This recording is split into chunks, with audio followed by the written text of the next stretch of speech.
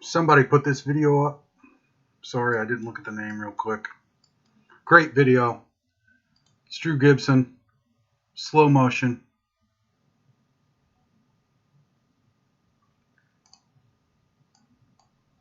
What I wanted to look at is what I call the 1 foot balance. Actually, we're going to look at two different things. First of all, watch this leg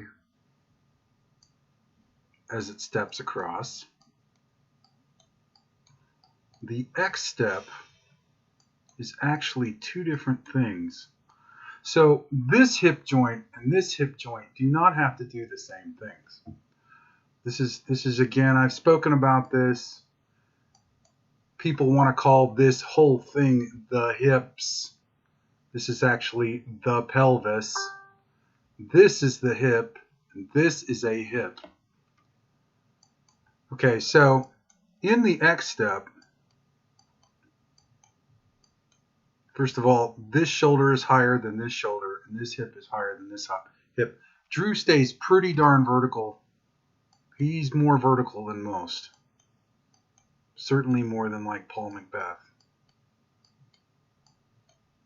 But if you keep this hip higher and this hip lower and this shoulder lower, it's easier to make the X step because this hip is in a passive position underneath this hip, and the pelvis is slightly tilted, which lets you use gravity to drop the trailing side in. Okay, so let's talk about 1 foot balance first, and then we'll go to the two hips working independently, doing two different things. So see, this is what I call the stride, or you can call it whatever you want, the step. He's on 1 foot. 1 foot, 1 foot, still on 1 foot. The disc golf throw is done on 1 foot at a time. This was the point I was trying to make on the forum today. Unless you're trying to pull, like if you're trying to knock a door down with your elbow. Okay, so if we're trying to create a very, very powerful athletic spin and an explosion from the trailing side to power our arm around in the circle. Okay, so watch his front foot. Watch his front foot. Here we go. 1, 2, 3, 4. 1, 2, 3, 4. This foot's going backwards. It's off the ground. Can't go backwards if it's on the ground. Off the ground. Off the ground. So it was on the ground for a split second. Essentially, like if you were walking, your both feet might be on the ground for just an instant, where 99% of the time that you're walking, you're on 1 foot. Here we go.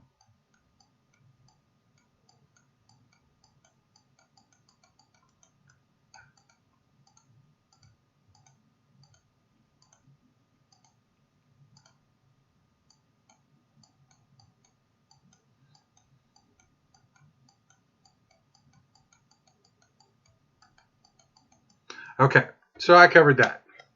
So the point being that if I were to watch the whole thing, he's on 1 foot, 2 feet, 1 foot. Lasts about that long.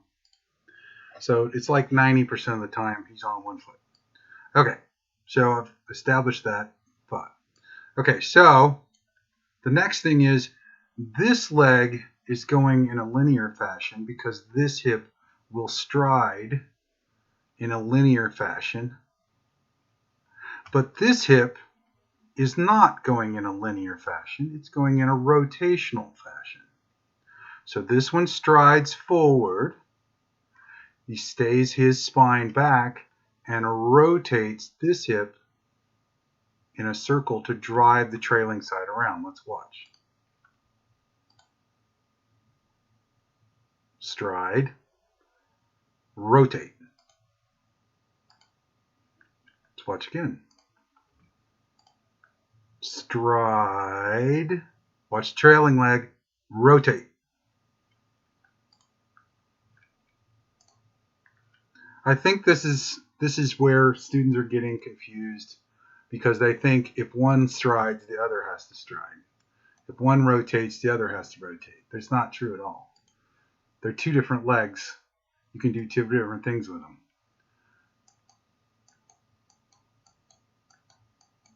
So he's transferring his weight, just letting it fall over. There's no push happening. The speed was already established. Especially Drew, he makes no attempt to try to go really fast because he does all his work with rotation. And we see right there, as soon as that, see the crinkle in his foot.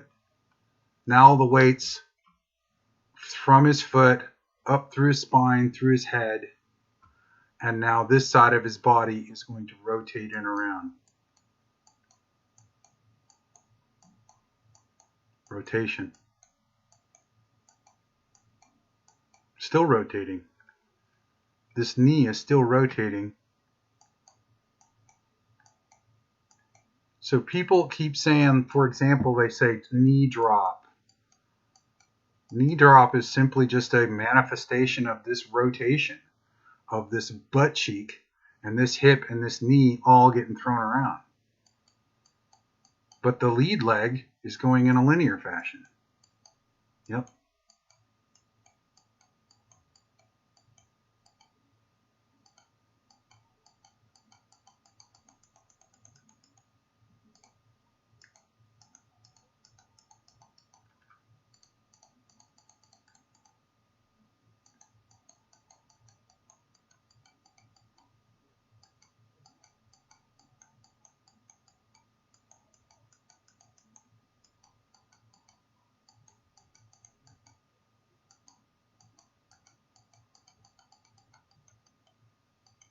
Not to mention the fact, watch how his hip goes from high to low, so he gets to use gravity. See how high he's got this trailing shoulder and this trailing hip for a split second? Now it goes zoom underneath. So he gets to use his body mass to help him move his rotation. And then it hits the tuck, and then it goes back out, by the way. He didn't pull it here. Goes back out to the big circle. And there he's back out on the big circle. Little circle, big circle, disc pivot, mini circle. All right. I think I made the point I wanted to make. Thanks, everybody. Catch you later.